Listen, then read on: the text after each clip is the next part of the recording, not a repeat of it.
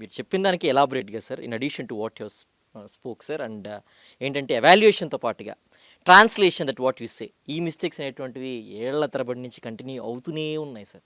దీనిపైన మీ అబ్జర్వేషన్స్ ఏంటి సార్? ఈ ట్రాన్స్లేషన్ ప్రాబ్లం అనేటువంటిది ఎప్పటి నుంచో ఉందండి. సమస్యలు క్వశ్చన్ పేపర్ జనరల్గా ఇంగ్లీష్లో తయారవుతుంది ఫస్ట్, తర్వాత తెలుగులో ట్రాన్స్లేట్ చేస్తారు. ఆ ట్రాన్స్లేట్ చేసే వ్యక్తి సబ్జెక్ట్ నిపుణుడు కాదు.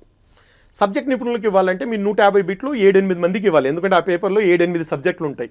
హిస్టరీ ప్రొఫెసర్కి ఒకటి ఇవ్వాలి, తర్వాత ఈ పాలిటీ ప్రొఫెసర్కి ఇవ్వాలి.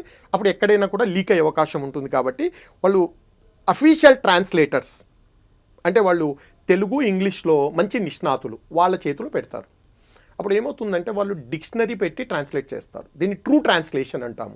అక్కడ తెలుగు మీడియం స్టూడెంట్స్ చాలా నష్టపోతున్నారు. ఇది ఎప్పటి నుంచో జరుగుతున్నటువంటిది. ఆ విషయము ఈ రిక్రూటింగ్ ఏజెన్సీస్ కూడా తెలుసు. అందుకనే వాళ్ళు ఇన్స్ట్రక్షన్స్లో తెలుగు ఇంగ్లీష్లో తేడా వస్తే ఇంగ్లీష్ను కరెక్ట్గా భావించమని చేతులు దులిపేస్తున్నారు. అంటే తేడా వస్తుందని తెలుసు వాళ్ళకు. మీరు ఎస్ఐ ఎగ్జామ్స్ రాయండి, గ్రూప్ 1 రాయండి, గ్రూప్ 2 మీరు ఏ ఎగ్జామ్ అని రాయండి, ఒక ఇన్స్ట్రక్షన్లో మాత్రం క్లియర్గా ఇచ్చేస్తున్నారు, ఇంగ్లీష్ను కరెక్ట్గా భావించండి.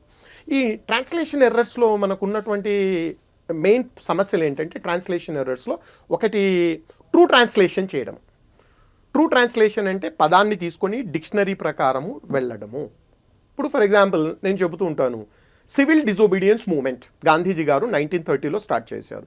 సివిల్ డిజోబీడియన్స్కు మన తెలుగు చరిత్రకారులు చాలా బ్రహ్మాండమైన పదం ఇచ్చారు, శాసన ఉల్లంఘన ఉద్యమము.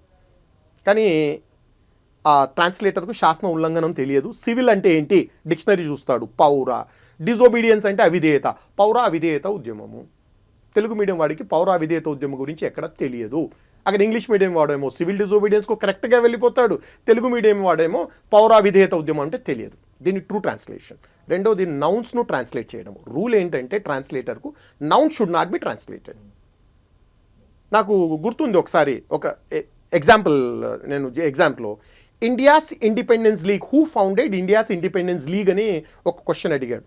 రాస్ బిహారీ బోస్ అనే వ్యక్తి అది స్టార్ట్ చేశాడు. సింపుల్ క్వశ్చన్ అందరికి కూడా. దాన్ని తెలుగులో భారత స్వాతంత్ర సంస్థ ఎవరు స్థాపించారు అన్నాడు.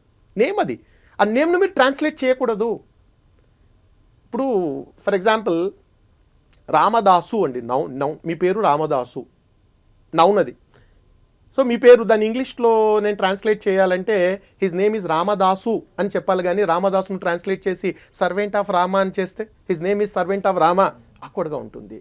ఈ ఆక్వర్డ్నెస్ అనేటువంటిది వీళ్ళు చూపిస్తున్నారు, రిక్రూటింగ్ ఏజెన్సీ చూపిస్తున్నారు.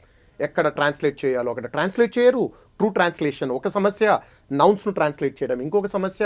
ఇంకోటి అసలు వర్డ్ దొరకదు, కొన్నిటికి వర్డ్ దొరకదు, దాన్ని ఇంగ్లీష్ పదాన్ని తెలుగు లిపిలో ఇచ్చేస్తున్నారు. సో ఇవన్నీ ట్రాన్స్లేషన్ ఎర్రర్స్. మొత్తానికి ట్రాన్స్లేషన్ ఎర్రర్స్ విక్టిమ్ ఎవరంటే మళ్ళీ తెలుగు మీడియం స్టూడెంట్స్ విక్టిమ్ అవుతున్నారు. But this is another serious issue. But దాన్ని ఎలా అధిగమించాలనేటువంటిది ఇంకొక సమస్య. ఇది ఎక్కువగా ఆబ్జెక్టివ్ ఎగ్జామ్స్లో, డిస్క్రిప్టివ్ కంటే కూడా ఆబ్జెక్టివ్ ఎగ్జామ్స్లో ఈ ట్రాన్స్లేషన్ ఎర్రర్స్ అనేటువంటిది చాలా పెద్ద సమస్యగా ఉంటుంది.